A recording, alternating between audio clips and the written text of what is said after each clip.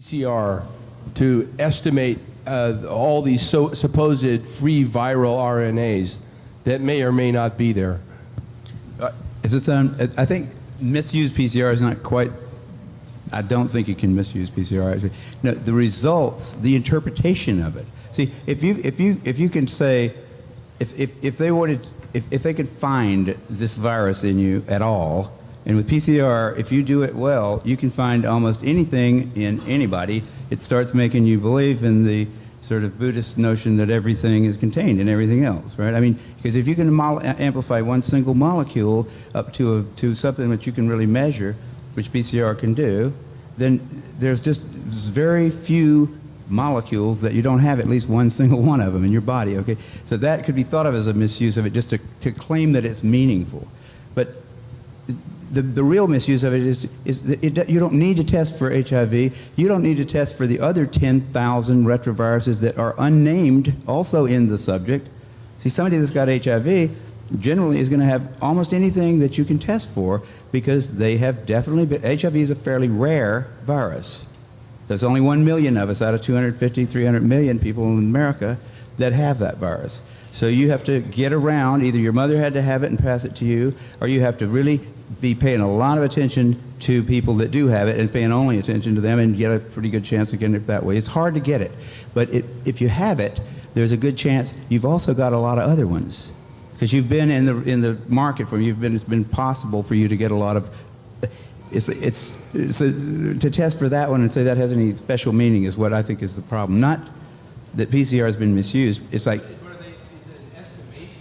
It's not an estimation. No, it's a really quantitative thing. It tells you something about nature and about what's there, but it allows you to take a very minuscule amount of anything and make it measurable, and then talk about it in meetings and stuff like it is important.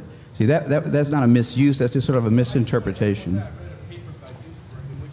Even after all these PCR, this quantitative PCR, that if you just get down to a basic virological count, it's still 1 in 1,000 to 1 in 10,000. HIV in 1 to 1 in 1,000, 1 in 500 to 1 in 1,000 T cells. It is. No, there's very little of what they call HIV, and what's been brought out here by Philpott and Isai already. The measurement for it is not exact at all. It's not as good as our measurement for things like apples. An apple is an apple. You know, you can get something that's kind of like, if you got enough things that look kind of like an apple and you stick them all together, you might think of it as an apple. But and HIV is like that. Those tests are all based on things that are invisible, and the results are inferred in a sense. PCR is separate from that. It's just a process that's used to make a whole lot of something out of something. That's what it is. But it's not. It doesn't tell you that you're sick, and it doesn't tell you that the thing you ended up with really was going to hurt you or anything like that. That's what it's not. So even if you believe in HIV, it can't tell the difference between virus particles or active live virus. I mean, there's a lot of questions involved in this. Mm-hmm. Guys, thank you very, very much. What is it? What is it about humanity that wants to go to all the details and stuff and listen? You know, these guys like Fauci get up there and start talking. You know, he doesn't know anything really about anything, and I'd say that to his face. Nothing. The man thinks you can take a blood sample and stick it in an electron microscope, and if it's got a virus in there, you'll know it. He doesn't understand electron microscopy, and he doesn't understand medicine. He should not be in a position like he's in. Most of those guys up there on the top are just total administrative people, and they don't know anything about what's going on the bottom. You know, those guys have got an agenda, which is not what we would like them to have, being that we pay for them to take care of our health in some way. They've got a personal kind of agenda. They make up their own rules as they go. They change them when they want to, and they smugly, like Tony Fauci, does not mind going on television in front of the people who pay his salary and lie directly into the camera.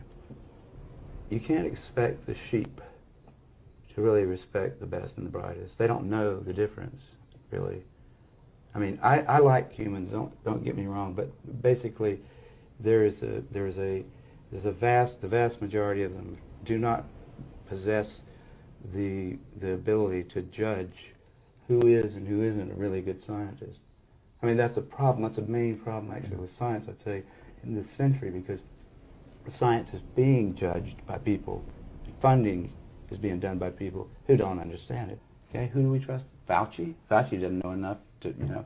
If Fauci wants to get on television with somebody who knows a little bit about this stuff and debate him, he could easily do it because he's been asked.